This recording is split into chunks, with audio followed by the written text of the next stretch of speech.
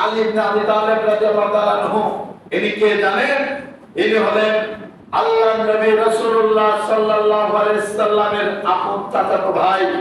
আলী রাদিয়াল্লাহু তাআলা আনহু হলেন আল্লাহ রাসূল সাল্লাল্লাহু আলাইহি সাল্লামের নিজের কন্যা ফাতেমা রাদিয়াল্লাহু তাআলা আনহার স্বামী, অর্থাৎ আল্লাহর নবীর জামাই। আলী রাদিয়াল্লাহু তাআলা হলেন এমন একজন মানুষ, তবুক যুদ্ধে আল্লাহ রাসূল চলে যাচ্ছেন, যুদ্ধে মদিনার দায়িত্ব দিয়ে যাচ্ছেন আলী রাদিয়াল্লাহু তাআলা আনহুকে। তখন আলী রাদিয়াল্লাহু তাআলা বলছেন, ইয়া রাসূলুল্লাহ সাল্লাল্লাহু আলাইহি সাল্লাম, এত গুরুত্বপূর্ণ, এত মর্যাদাপূর্ণ এই যুদ্ধে আপনারা যাচ্ছেন, আর আমাকে মদিনার নারী এবং শিশুদের চৌকি দেওয়ার জন্য রেখে যাচ্ছেন। আল্লাহর নবী বললেন, আলী, তুমি আমার কাছে হারুন আলাইহিস সালাম যেমন মূসার কাছে ছিল, আজকে তুমি আমার কাছে সেই হারুনের স্থানে আছো। সুবহানাল্লাহ।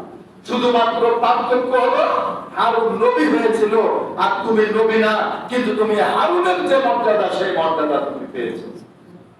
কারণ তুমি নবী না কেন? লা নবিয়্যা বা'দি, আমার নবী, আমার পরে আর কোনো নবী আসবে না, তাই তুমি নবী না, কিন্তু তুমি হারুনের মর্যাদায় আছো। কারণ মুসা আলাইহিস সালাম যখন তুর পাহাড়ে গিয়েছিলেন আল্লাহর সাথে দেখা করতে, তখন বনী ইসরাঈলের দায়িত্ব দিয়ে গিয়েছিলেন হারুন আলাইহিস সালামকে।